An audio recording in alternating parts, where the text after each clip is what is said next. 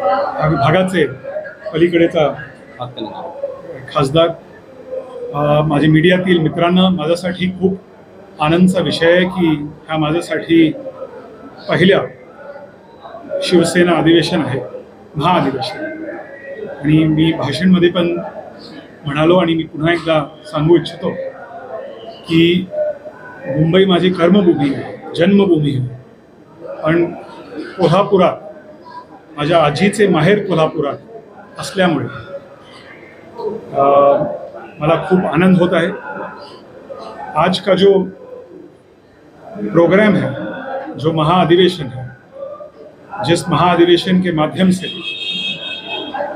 Party के सभी आम कार्यकर्ताओं को एक बहुत ही महत्वपूर्ण संदेश जा रहा है, महायुति के कार्यकर्ताओं को एक बहुत महत्वपूर्ण संदेश जा रहा है कि आने वाले दिनों में, अप्रैल में होने वाले लोकसभा चुनाव में पार्टी को, महायुति को साथ में मिलकर पूरी मेहनत से शिंदे साहब का जो विजन है उस विजन को आगे ले जाकर हमें पूरी मेहनत लगा के आने वाले दिनों में सभी 48 सीट्स में चुनाव जीतना होगा. के साथ है, एनसीपी के साथ है. और आने वाले दिनों में जो संघर्ष होगा, जो चुनाव प्रक्रिया शुरू होगा, आने वाले सप्ताहों में कोड ऑफ कॉन्डक्ट लागू हो सकता है. हमें पूरा यकीन है कि अप्रैल मई चुनाव के बाद नरेंद्र मोदी जी के नेतृत्व में और एक बार वे प्रधानमंत्री बनेंगे, महायुति जीत स्वीकार करेगी और उसके बाद 6 महीनों के बाद जब राज्य में चुनाव होगी तब एकनाथ शिंदे जी के नेतृत्व में महायुति सरकार और एक बार सरकार बनेगी. बहुत बहुत धन्यवाद.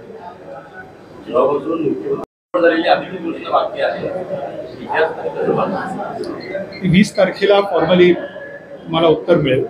पण मी आपल्या मीडियाच्या माध्यमातून मी शिंदे साहेबांचा मनापासून आभार व्यक्त करतो आणि खास करून पक्षाचा सामान्य कार्यकर्ता त्यांचा मी मनापासून आभार व्यक्त करतो. कारण कार्यकर्त्यांचा मेहनतीने आमदार गेट सिलेक्टेड, खासदार गेट सिलेक्टेड आणि राज्यसभा इलेक्शनमध्ये वोटर आमदार आहे. आमदारचा मी मनापासून आभार व्यक्त करतो. पण खास करून पक्षाचा कार्यकर्त्यांचा मी खूप खूप. सर्वात मोठा जे स्टेटमेंट आता डॉक्टर श्रीकांत शिंदे यांच्या भाषणमध्ये डॉक्टर श्रीकांत शिंदेने भाषणमध्ये सांगितले की शिवसेना आणि खास करून शिंदे साहेबांचं नेतृत्व, बाळासाहेबांचं शिवसेना पण शिंदे साहेबांचं नेतृत्व ह्या शिवसेना आज देशात 2 राजकीय पक्ष आहेत. केंद्रात भाजप आणि महाराष्ट्रात शिवसेना, शिंदे साहेबांचं शिवसेना हे डेमोक्रॅटिक पार्टी आहे. ही मी भाषणमध्ये सांगितले की शिंदे साहेब एक जिवंत पुरावा आहे, लिव्हिंग प्रूफ आहे की कठोर परिश्रम, प्रामाणिकपणे मेहनत नेहमीच फळ देते. आणि मला आज खूप खूप आनंद होता की मी शिवसेना सारखा एक पक्षात प्रवेश केला. की एक साधारण कार्यकर्ता, सामान्य कार्यकर्ता सबसे बड़ा पद का सपना देख सकता है. बहुत बड़ी बात. फरक आहे. लोकतांत्रिक पक्षाचं, दोन्ही पक्षामध्ये डेमोक्रेसी मध्ये भरपूर अंतर आहे. एक डेमोक्रॅटिक पार्टी आहे, काँग्रेस पार्टी डेमोक्रॅटिक पार्टी नाही. आणि म्हणून धैर्यशील किंवा मला एक डेमोक्रॅटिक पार्टीच्या माध्यमातून काम करण्याची जी संधी मिळाली, मला खूप खूप आनंद. मी फक्त एक गोष्टी आपल्या माध्यमातून सांगू इच्छितो की काँग्रेस आणि उभाटा 2019 मध्ये जेव्हा MBAची स्थापना होत होती तेव्हा मी काँग्रेसमध्ये होतो आणि तेव्हा मी काँग्रेसला त्या विरोधात सल्ला दिला. कारण सत्तेसाठी संधी साधू आघाडी ह्याचं काय आता उभाटा आणि काँग्रेसची काय परिस्थिती आहे ह्याचे एकमेव कारण आहे की ते संधी साधू होते. मला हेच बोलायचं. त्यांचं म्हणणं आहे की योग्य ते अभिवादन या संदर्भात तुम्ही केंद्रीय नेतृत्व करताय, अशी काही मागणी करणार आहात मुख्यमंत्र्यांकडे?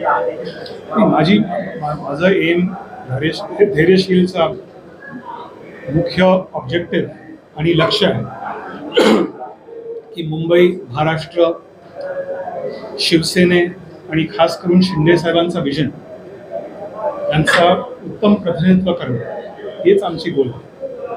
शेतकरीचा प्रश्न असो, शहरी गरीबचा प्रश्न असो, मुंबईमध्ये राहणारे सर्वसामान्यांचा प्रश्न असो, कोल्हापूरमध्ये राहणाऱ्या सर्वसामान्यांचा प्रश्न असो, आम्ही एकत्र येऊन मिळून उत्तम प्रतिनिधित्व.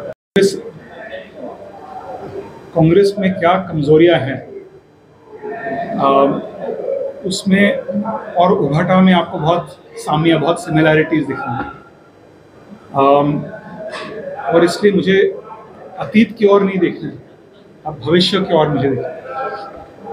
मैं कांग्रेस को केवल ये कहना चाहूँगा कि एक सकारात्मक ऑपोजिशन हर देश में, हर लोकतंत्र में मजबूत सरकार की आवश्यकता है, लेकिन उसके साथ साथ एक कंस्ट्रक्टिव ऑपोजिशन की भी आवश्यकता है.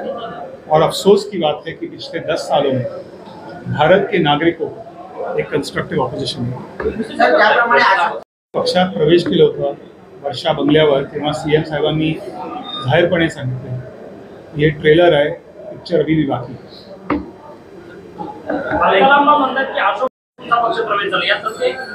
मला ह्या विषयावरती हे बुनियाद इश्यूवरती मला काय बोलायचं, आणि मला हे सांगण्यास आनंद वाटते की माझ्यावरही चुकीचा आरोप होण्याआधी माझ्यावर कोणत्याही केस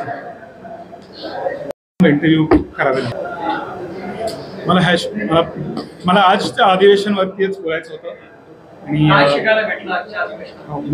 मला पूर्ण खात्री आहे की शिंदे साहेबांच्या नेतृत्वाखाली पक्षाला, महायुतीला सगळे 48 सीट्स आम्ही जिंकू याचा मला पूर्ण खात्री. थँक्यू. त्यासाठी आले आणि मी त्यांचंही स्वागत आज कोल्हापूर नगरीच्या वतीने या ठिकाणी करतो.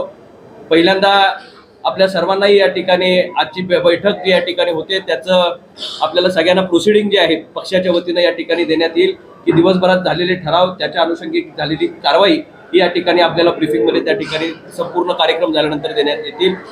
आपले काही प्रश्न असतील तर आपण विचारू शकता. सन्माननीय मिलिंदजी आपल्याला या ठिकाणी आता ॲड्रेस करतील.